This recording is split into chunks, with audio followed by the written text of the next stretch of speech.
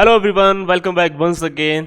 I welcome you in Discovery Live channel and this is Zavjit here. In our last video, I taught you about narration. I taught you the basics of narration. जो narration के basics होते हैं उसके बारे में मैंने आपको last video में बताया था और I promise you that in our next video we will learn about some more. कुछ और चीज़ों के बारे में हम लोग पढ़ेंगे अगले वाले वीडियो में. इस वीडियो में आज जो हम चीज़ें पढ़ने जा रहे हैं वो है टाइम एंड टेंस और प्लेस में किस तरीके से चेंज होता है. ठीक है, लास्ट वीडियो में मैंने आपको एक SON यानी सन फॉर्मूला बताया था जो बहुत ज़्यादा इंपॉर्टेंट है. आई होप आप लोग सीख भी गए होंगे. एक बार फिर से मैं उसको रिमाइंड करा देता हूँ. S for subject, O for object और N फॉर नो चेंज. किस तरीके से था ये? SON, first person, second person, third person.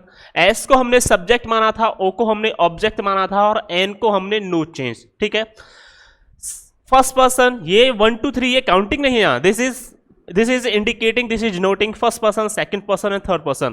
First person के अंदर आई और वी होते हैं, सेकंड पर्सन के अंदर यू होता है और थर्ड पर्सन के अंदर ही, सी, इट, दे. ये सारी चीजें हम लोग प्रोनाउन के अंदर पढ़ चुके हैं. ठीक है, तो मेरा आपको बताने का जो मोटिव था वो क्या था, जब मैंने आपको लास्ट वीडियो में ये सारी चीजें बताई थी कि अगर रिपोर्टेड स्पीच के अंदर फर्स्ट पर्सन का प्रोनाउन यूज हुआ है तो उसको रिपोर्टिंग वर्ब के सब्जेक्ट से चेंज करेंगे, ये था. अगर रिपोर्टेड स्पीच के अंदर सेकंड पर्सन का प्रोनाउन यूज हुआ है तो उसको रिपोर्टिंग वर्ब के ऑब्जेक्ट से चेंज करेंगे. लेकिन अगर रिपोर्टेड स्पीच के अंदर थर्ड पर्सन का प्रोनाउन यूज हुआ है तो वहां पर हम कोई चेंज नहीं करते हैं. ठीक है, N means no change. I hope आप इसको समझ गए होंगे. अब हम लोग थोड़ा मूव करते हैं आगे.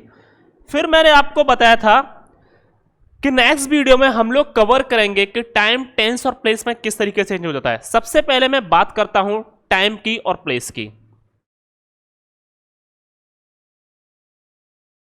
Change in time and place. ठीक है, टाइम और प्लेस में कैसे चेंज होगा. एक तरफ लिखता हूं मैं डायरेक्ट और दूसरी तरफ लिख देता हूं मैं इनडायरेक्ट. ठीक है,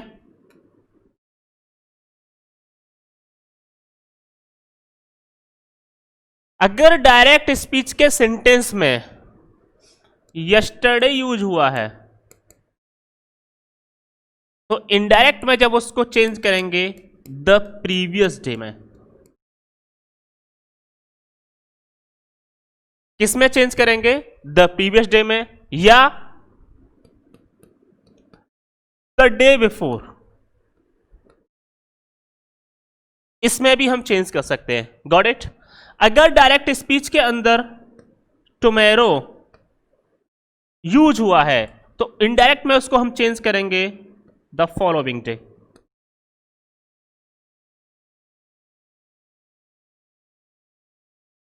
ठीक है,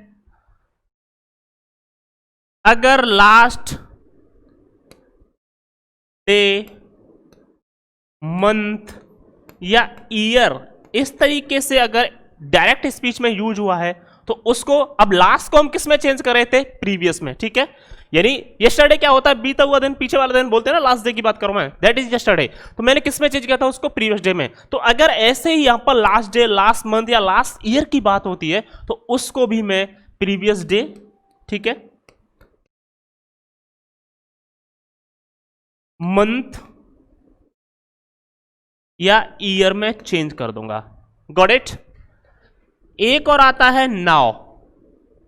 नाउ होता है अब और देन होता है तब. अगर डायरेक्ट स्पीच में नाउ यूज हुआ है तो उसको इनडायरेक्ट में जब हम चेंज करेंगे तो उसको चेंज करेंगे हम लोग देन में.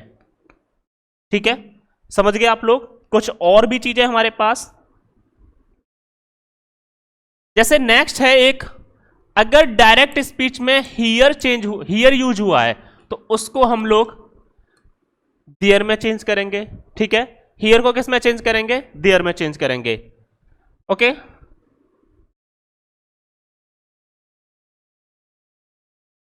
एगो को हम लोग बिफोर में चेंज कर देते हैं. ठीक है, देखिए मैंने यहां पर आपको काफी सारी चीजें बता दी, जैसे यस्टरडे हो गया, टुमारो हो गया, नाउ हो गया, हियर हो गया, और अगो हो गया, ठीक है, लास्ट डे हो गया, लास्ट मंथ हो गया, ये सारी चीजें। और भी कुछ वर्ड होंगे जो मेरे को अभी याद नहीं आ रहे हैं, ठीक है, जैसे हम प्रैक्टिस करेंगे तो वो सारी चीजें हम और कवर कर लेंगे। ये होता है टाइम और प्लेस में चेंज। अब प्लेस क्या हो गया, जैसे हियर, हियर को मैंने देयर में चेंज कर दिया, ठीक है, बात समझ रहे हैं आप लोग मेरी। अब बात करते हैं हम लोग, मेन जो हमारा मोटिव है वो है टेंस, कि टेंस में किस तरीके से चेंज होता है।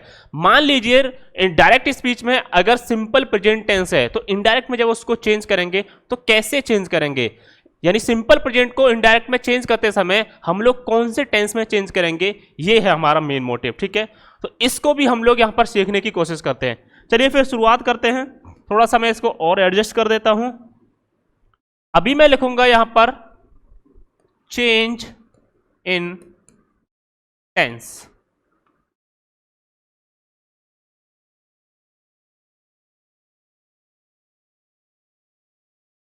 किसमें चेंज कर रहे हैं हम लोग, टेंस, ठीक है। अगर डायरेक्ट स्पीच के अंदर मान लीजिए प्रेजेंट सिंपल, यानी प्रेजेंट का सिंपल। अब प्रेजेंट सिंपल क्या होता है, जहां पर हम लोग इज, एम, आर जो हेल्पिंग वर्ब यूज करते हैं ना, that is called present simple. अब प्रेजेंट सिंपल अगर डायरेक्ट स्पीच में यूज हुआ है तो इनडायरेक्ट में क्या यूज होगा, कैसे चेंज करेंगे उसको, तो उसका बिल्कुल अपोजिट, यानी प्रेजेंट को हम लोग किस में चेंज कर देंगे, पास्ट सिंपल में। किस में चेंज करेंगे भैया, पास्ट सिंपल में। अब पास्ट सिंपल में जो हेल्पिंग वर्ब यूज होती है वो कौन सी होती हैं, वॉज वर्ब होती हैं, आप लोगों ने अच्छे से पढ़ा है, ठीक है। तो सिंपल सी बात है, अगर is, am, are direct speech में यूज हुआ है और उसको हम इनडायरेक्ट स्पीच में चेंज कर रहे हैं तो उसको वाज वर्ब में आपने चेंज कर देना है। ये तो हो गया सिंपल प्रेजेंट की बात या प्रेजेंट सिंपल की बात। अब हम लोग बात करते हैं प्रेजेंट इंडेफिनिट हो गया, प्रेजेंट कॉन्टिन्यूअस हो गया, प्रेजेंट परफेक्ट हो गया, प्रेजेंट परफेक्ट कॉन्टिन्यूअस हो गया, और बाकी के जो टेंस होते हैं उनमें किस तरीके से चेंज होगा, ठीक है। तो शुरुआत करता हूं मैं प्रेजेंट इंडेफिनिट टेंस से। I hope you are getting it.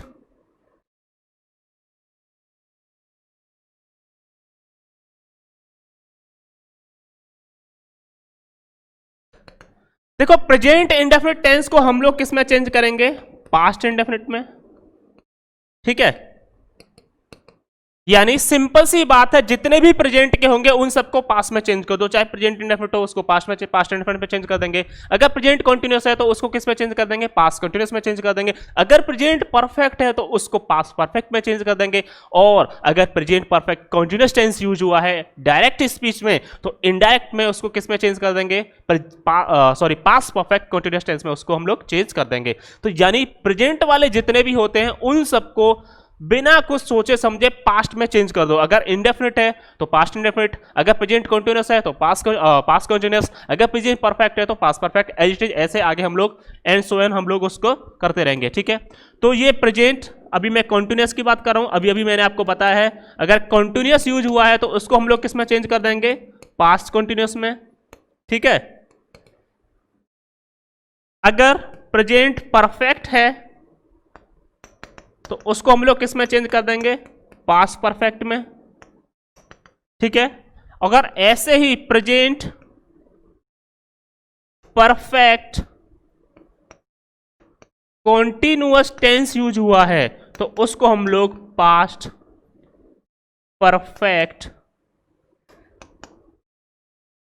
Continuous tense में चेंज कर देंगे। ये बहुत सिंपल है। अब थोड़ी सी जो दिक्कत आती है वो आती है यहां पर। अब वो दिक्कत भी नहीं है, बहुत ज्यादा इजी है। अगर एक दो बार ध्यान से उसको पढ़ेंगे सीखेंगे तो आसानी से हम लोग सीख सकते हैं, कोई बहुत बड़ा इश्यू नहीं है, ठीक है। अब कैसे, अब प्रेजेंट वाले तो हमने सारे पास्ट में चेंज कर दिए, लेकिन जब बात पास्ट की आती है तो क्या होता है, फिर क्या होगा। अब थोड़ा सा यहां पर ट्रिकी है, उसको ध्यान से देखेंगे। मैं बात करूंगा अब पास्ट इंडेफिनिट की, क्योंकि आप लोग अच्छे से जानते हैं प्रेजेंट परफेक्ट कंटीन्यूअस के बाद जो हम टेंस पढ़ रहे थे नेक्स्ट, वो क्या होता है हमारा, पास्ट इंडेफिनिट टेंस, ठीक है। अगर पास्ट इंडेफिनिट यूज हुआ है, अब पास्ट इंडेफिनिट का मतलब वर्ब की सेकंड फॉर्म या डिड, यही तो।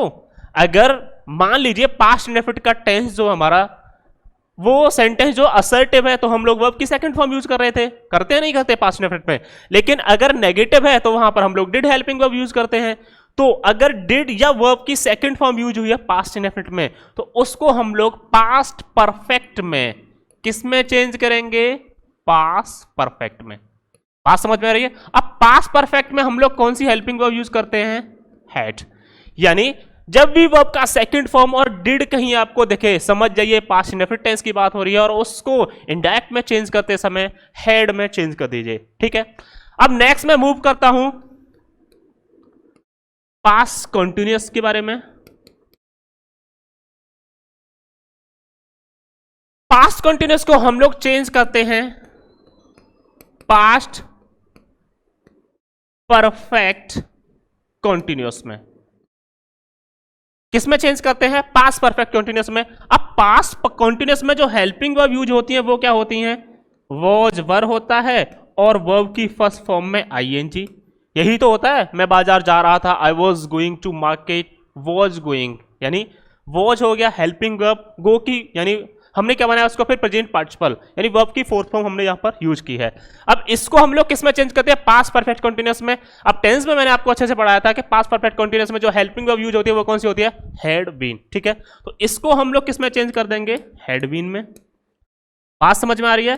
अब आप एक चीज यहां पर ध्यान से देखिए, पास्ट इंडेफिनिट को मैंने पास्ट परफेक्ट में चेंज किया, ठीक है, पास्ट कंटीन्यूअस को मैंने पास्ट परफेक्ट कंटीन्यूअस में चेंज कर दिया ऑलरेडी, तो क्या फिर पास्ट परफेक्ट और पास्ट परफेक्ट कंटीन्यूअस को मैं चेंज कर सकता हूं किसी और टेंस में?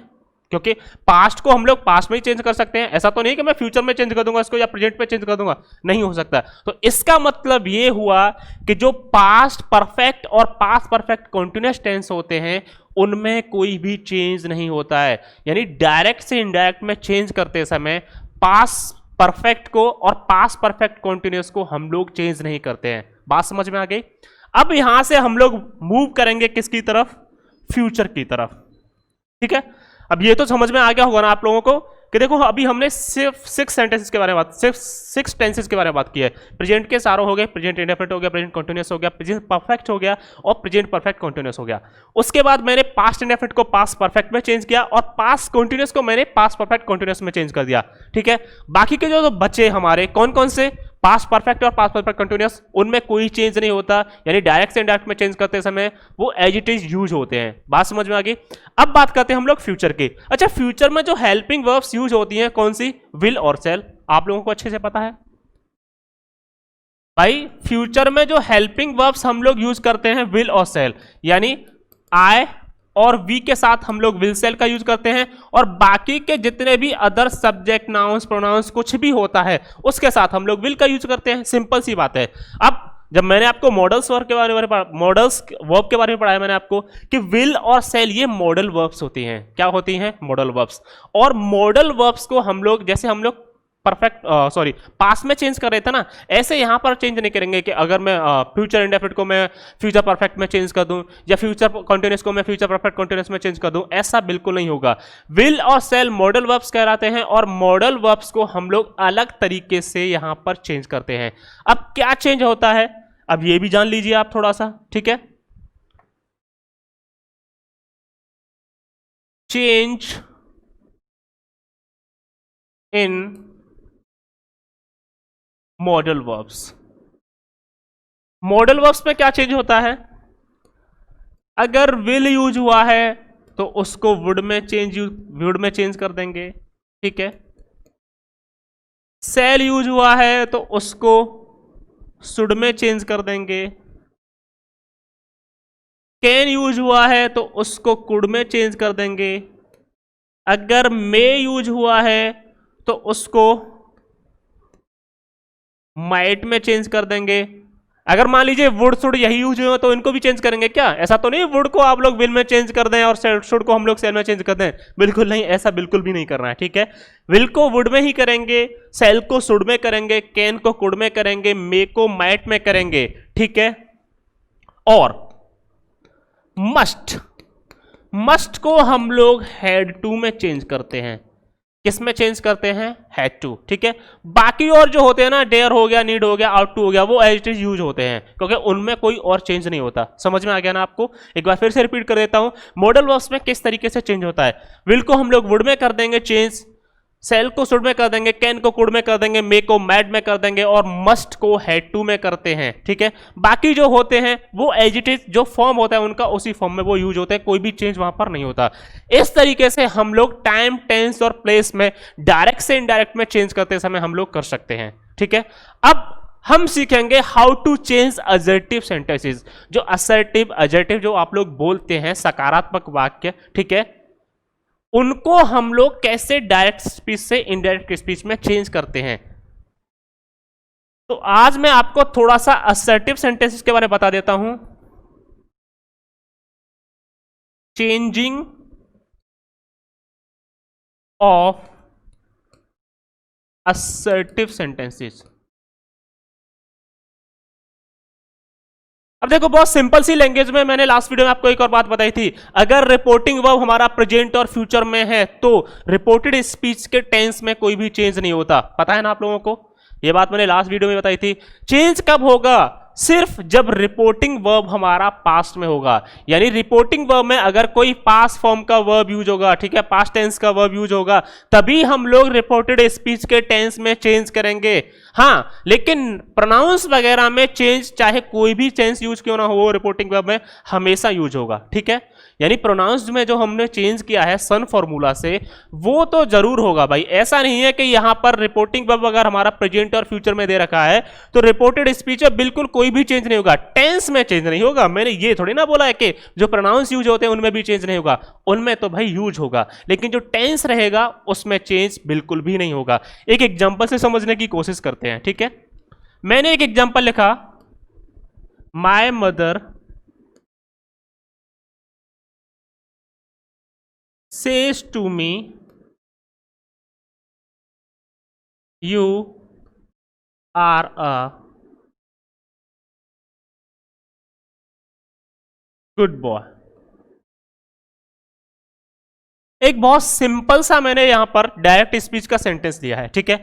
अब my mother says to me, reporting verb कौन से टेंस में भैया? एस और ई एस। वर्ब की फर्स्ट फॉर्म हम लोग कहां यूज कर रहे थे?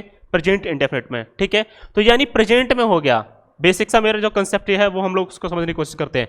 जब प्रेजेंट में हो गया तो क्या करूंगा मैं? सेज को मैं किस में चेंज करूंगा? टेल्स में। My mother tells me. अब कॉमा और इन्वर्टेड कॉमा के अंदर जो सेंटेंस, जो टेंस है हमारा, ठीक है, जो सेंटेंस है उसको बाहर निकालने के लिए कॉमा इन्वर्टेड कॉमा से हमें एक कंजंक्शन की जरूरत पड़ती है। कंजंक्शन समझते हैं आप लोग? जो सेंटेंसेस को, जो फ्रेजेस को, जो क्लॉजेस को कनेक्ट करने के लिए जो वर्ड यूज होता है, that is called conjunction. Okay, तो कंजंक्शन की हमें जरूरत पड़ेगी। अब कंजंक्शन हम लोग कौन सा यूज करते हैं असर्टिव सेंटेंसेस में? That is that. वो कौन सा होता है? दैट। अब देखो, कंजंक्शन का एक बहुत इंपॉर्टेंट रोल है डायरेक्ट और इनडायरेक्ट स्पीच में, यानी नरेशन में कंजंक्शन का बहुत इंपॉर्टेंट रोल है। वो कैसे कि असर्टिव सेंटेंस में तो कोई और कंजंक्शन यूज होगा, ऑप्टेटिव में कोई और कंजंक्शन यूज होगा, ठीक है, एक्सक्लेमेटरी होते हैं वहां कुछ और यूज हो सकता है। बात समझ में आ रही है ना आप लोगों को? इंपेरेटिव सेंटेंसेस में कुछ और यूज हो सकता है, और जो हमारे इंटेरोगेटिव सेंटेंसेस होते हैं वहां पर कोई और कंजंक्शन यूज होता है। तो भाई इसको थोड़ा सा ध्यान से समझने की जरूरत है। अभी हम लोग बात कर रहे हैं असर्टिव सेंटेंसेस की, जिनको हम लोग एडजेक्टिव भी बोलते हैं, आप लोग समझते होंगे। तो यहां पर हम जो कंजंक्शन यूज करेंगे कॉमा और इन्वर्टेड कॉमा को हटाने के लिए, वो होगा दैट। अब सिंपल सी जो बात मैंने भी आपको बताई थी कि अगर रिपोर्टिंग वर्ब का टेंस प्रेजेंट में है या फ्यूचर में है, अब इसका टेंस देखिए प्रेजेंट में है, सिंपल सी बात है भाई, आप तो समझते होंगे इतना। तो यहां पर रिपोर्टेड स्पीच के टेंस में कोई भी चेंज नहीं होगा। You are a good boy, ये क्या है? प्रेजेंट सिंपल, यानी सिंपल प्रेजेंट है कि नहीं? तो यानी टेंस में कोई चेंज नहीं होगा।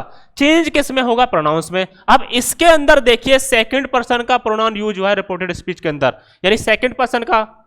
अब सेकंड पर्सन को, अब आपको ये SON फॉर्मूला, सॉरी, याद आ गया होगा, फर्स्ट सेकंड थर्ड। यानी अगर सेकंड पर्सन का प्रोनाउन यूज हुआ है रिपोर्टेड स्पीच के अंदर तो उसको रिपोर्टिंग वर्ब के ऑब्जेक्ट से चेंज करेंगे। अब रिपोर्टिंग वर्ब का ऑब्जेक्ट मुझे कोई बताएगा यहां पर? मी। क्या होगा? मी। बात समझ में आ रही ना? यानी अपने पड़ोसी से हम लोग हेल्प मांगे कि भाई चलिए तुम्हारी जरूरत है हमको, ठीक है, ओके। तो इसको मी से हम लोग क्या करेंगे? चेंज करेंगे। अब मी तो यहां पर ऑब्जेक्टिव केस हुआ है, लेकिन अगर यहां पर हम इस सेंटेंस में इसको यूज करेंगे तो उसका नॉमिनेटिव केस हम लोग यूज करेंगे, ठीक है, यानी जो सब्जेक्टिव केस आप जिसको बोल सकते हैं, तो मी का जो नॉमिनेटिव केस बनेगा वो क्या होगा, आई होगा। सो आई। अब आई के हिसाब से जो हेल्पिंग वर्ब यहां पर एग्री होनी चाहिए वो एम होगा या आर होगा, अब आर तो होगा नहीं भाई, आई के हिसाब से जो हम लोग सिंपल प्रेजेंट में वर्ब यूज करते हैं इज एम आर में से वो एम होता है, तो इसीलिए मैं क्या यूज करूंगा, am a good boy, that's it. बहुत ज्यादा सिंपल है, कुछ भी नहीं है, कुछ भी नहीं करना, बहुत ज्यादा सिंपल है, बात समझ में आ रही है। लेकिन अगर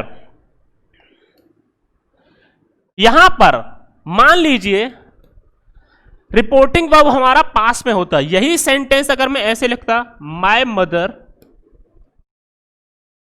said to me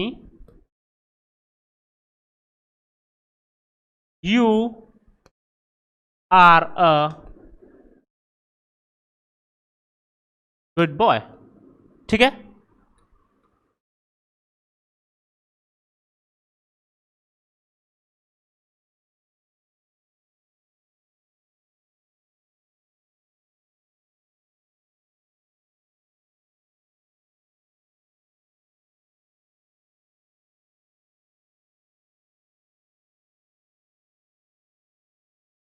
you are a